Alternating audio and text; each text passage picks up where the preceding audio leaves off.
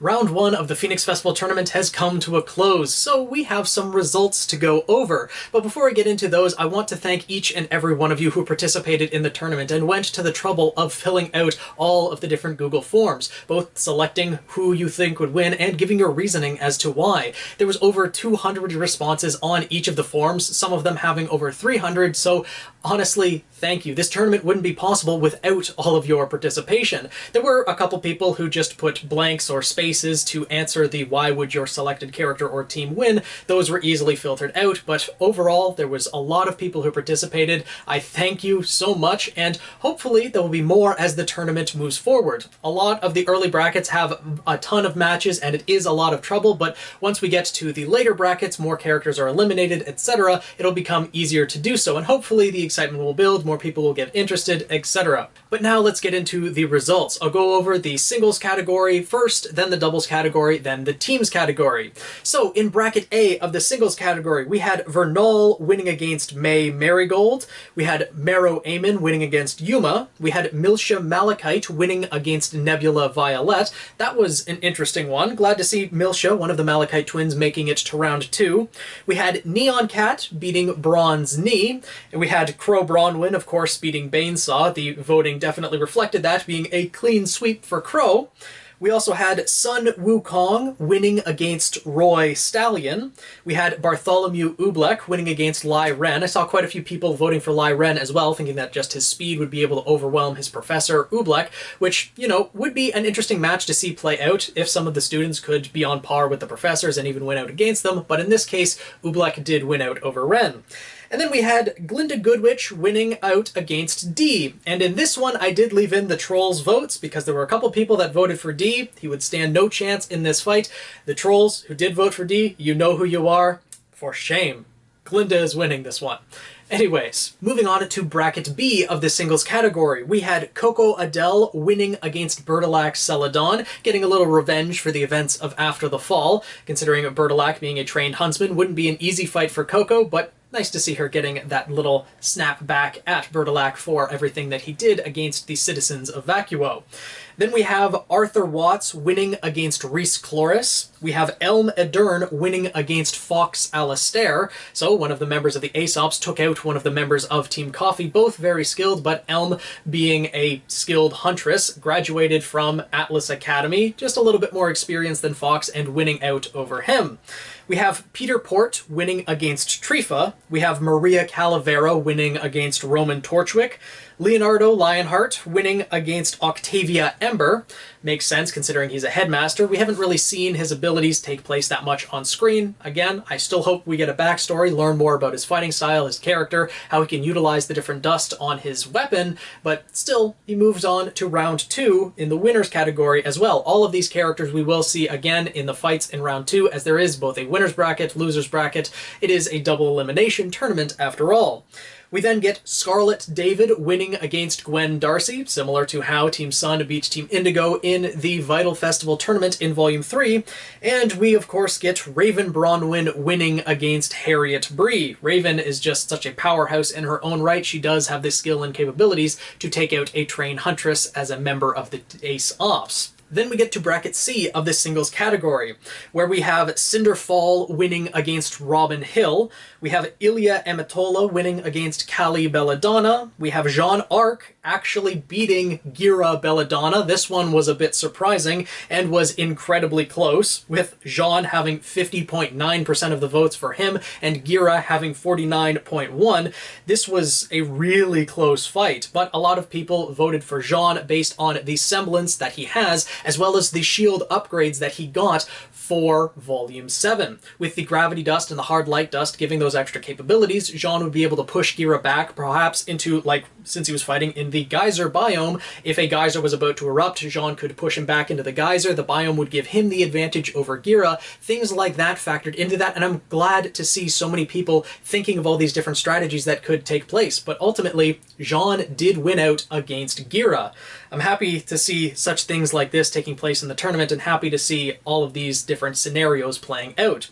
Then we have Tyrion Kalos sweeping a victory over Nadir Shiko. Poor Nadir, he never gets the highlight in the matches, it seems. And then we have Pyrrha Nikos winning over Yang Xiaolong. This would have been another close fight had it taken place in the RWBY series, but Pyrrha did have a pretty substantial victory over Yang when it came to the voting. Then we have Sage Ayana winning against Nolan Porfirio, and Velvet Scarlatina wins against Weiss Schnee. This was the closest match that took place in the singles category overall. Velvet getting 50.3% of the votes and Weiss getting 49.7%. I'm sad to see Weiss lose in round 1, but she'll have another chance in the second bracket. But Velvet, with her versatility and the abilities that she has after seeing someone's fighting style and weapons just a single time, she can replicate that perfectly. She has so much versatility, and this is, out of all of the matches that we have seen in round 1, this is the one I want to see play out on screen because it would be absolutely incredible. And I'm looking forward to seeing more of both of these characters as the tournament continues and the different matchups they have. And then, lastly, in bracket C, we have Vine Zeki winning against Neptune Vasilius. So, these are some very exciting matches, and bracket C is definitely shaping up to be an intense bracket overall. Bracket D then had another very close match to start it off. We had Ruby Rose winning against Sienna Khan. This was very close, Ruby getting 51.3% of the vote and Sienna getting 48.7%. It seems that Ruby, with her speed, a lot of people were saying that she could just dart around the battlefield, hop back away from Sienna so that her semblance couldn't activate and increase Sienna's power, and so Ruby could snipe, get in close to deal some hits with Crescent Rose and hop back out before taking hits from Sienna, etc. Things like that would give Ruby the victory. Wouldn't be an easy fight, another fight I would love to see play out, but Ruby Rose does take the victory in this match. Then we get Nora Valkyrie winning against Dudley. We get Clover Ebby winning against Carmen Esclados. This would be another close fight, but a lot of people vied for Clover, that his just experience overall, being a member of the Aesops, etc., would win out over Carmen. Then we get Penny Polendina winning against Oscar Pine. Poor Oscar doesn't really stand much of a chance in this fight. And then we get Neapolitan winning against Bolin Hori with a 100% success rate. Apparently, as everyone else agrees, no, Bolin does not stand a chance against Neo. And then we have Hazel Reynard winning against Melanie Malachite. Unfortunately, the other of the Malachite twins just got matched up against Hazel, and Hazel would definitely take this one. And then we have Junior Zhang winning against Dove Bronzewing.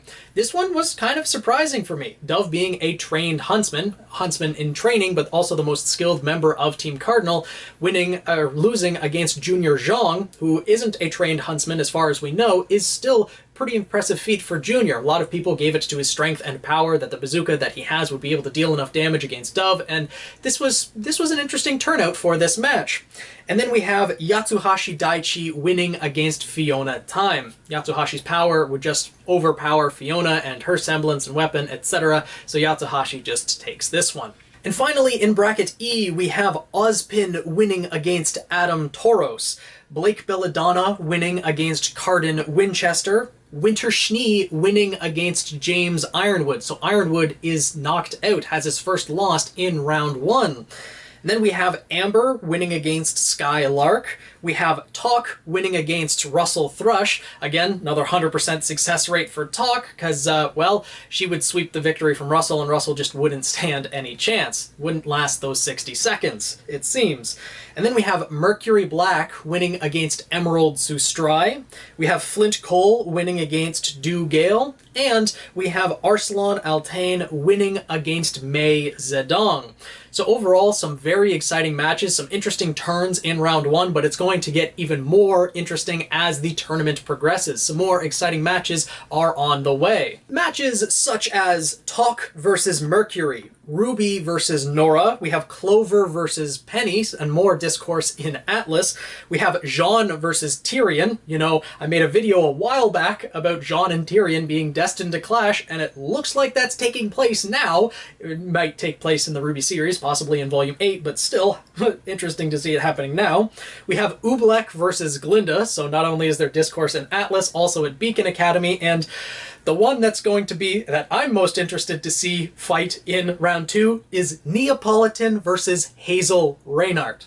How do you think that that one's gonna go? I'm looking forward to seeing what all of your guys' thoughts are in the voting, because that one's going to be very intense, with Hazel being the massive powerhouse that he is, and Neo being difficult to, you know, hit her in general with her semblance of overactive imagination, making illusions, etc. I'll have my analysis for that video, but yeah, I'm really looking forward to round 2. How about you guys? But for now, we move on to the doubles category of the Phoenix Festival tournament, where we had, in bracket A, Glinda and Sun winning against Nadir and Neo. Unfortunately, Neo's skill and prowess wasn't enough to overtake Glinda and Sun, and Neo was knocked out in the first round. This being single elimination, she is out of the tournament.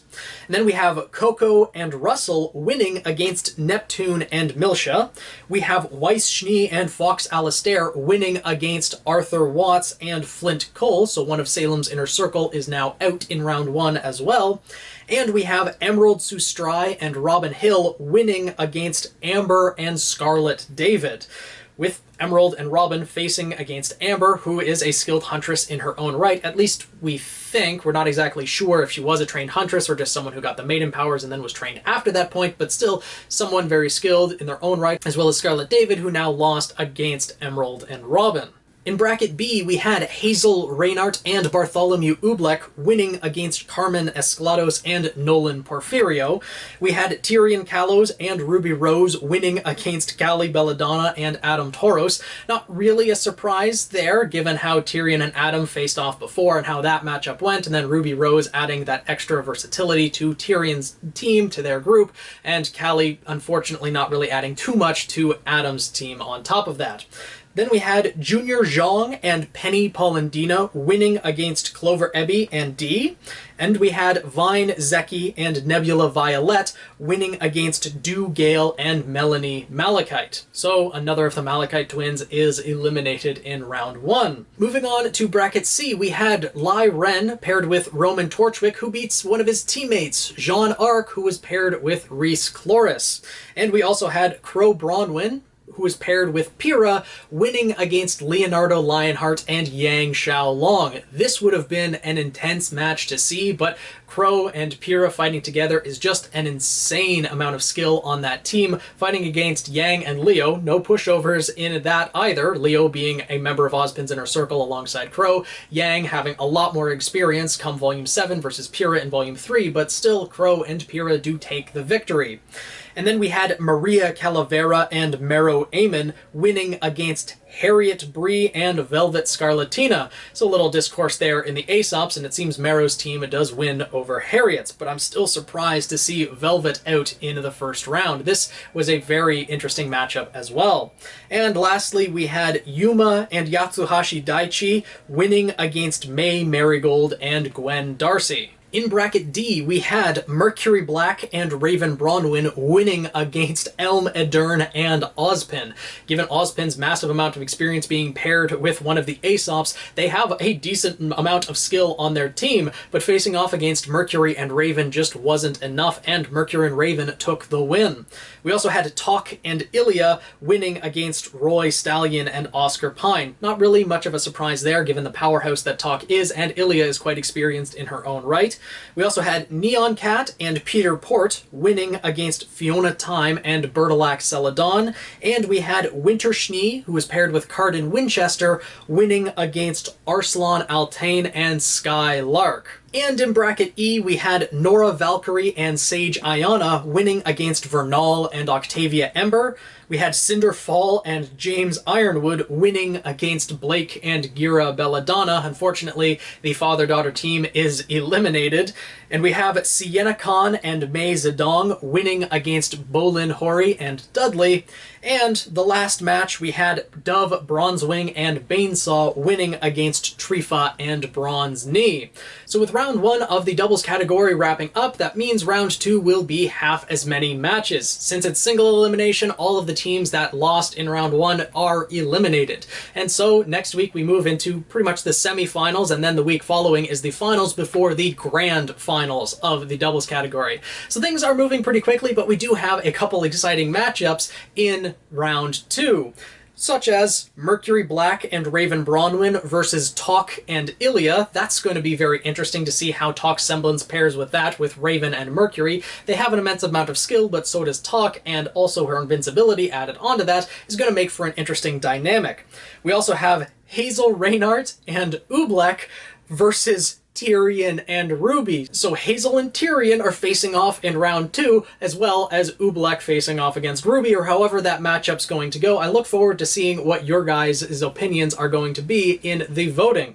And then we have Weiss Schnee and Fox Alistair versus Emerald Sustrai and Robin. That's going to be an interesting match as well. But moving on to the teams category. In match 1, we had Team Haze, that is the remainder of the Aesops, fighting against Team Ambit, that is Adam's White Fang. And in this fight, it seems that Team Haze just has more experience and skill overall than Team Ambit, and Team Haze took the victory. And in match 2, we had Team Juniper fighting against Team Dark, and with Pyrrha's semblance of polarity, Team Dark was already at a disadvantage, having so much armor on their team. But with Zhang able to boost Pyrrha's semblance, boost her aura, so that Pyrrha could use her semblance without worry of running out of aura, Team Juniper just has the advantage and would take the victory in this fight. And then in match 3, we had Team RWBY facing off against Team Sun, and Team RWBY takes the victory here due to the cohesion of their team. With the amount of skill that they've had, the training from the Aesops, and Team Sun most recently being featured in RWBY Before the Dawn, they aren't the most cohesive team. We're having some troubles with them, so even by the end of Before the Dawn, they just don't have as much experience as Team RWBY. And then in our 4th match, we had Team Ashbury, that is Gira's White Fang, versus Team Esprit, a pretty stacked team from Atlas, having Clover, Winter, Ironwood, and Penny on it. They just had a massive amount of skill and won out over Team Ashbury. In our 5th match, though, we had Team Funky fighting against Team Silver, and Team Silver, with their versatility and the cohesion with their team and the overall skill level that they have, they did win over Team Funky. And in match number 6, we had Team Midnight, that is the Happy Huntresses, versus Team Coffee, and Team Coffee took the victory here as they have a pretty high level of skill with their team, and the ability that Fox has to use TeamSpeak and give the amount of coordination that they have with their team, it can't be underestimated, not to mention the versatility that Velvet brings, the ranged combat that Coco brings, and the close combat and powerhouse that is Yatsuhashi. Their team is very well balanced and would win out over Team Midnight.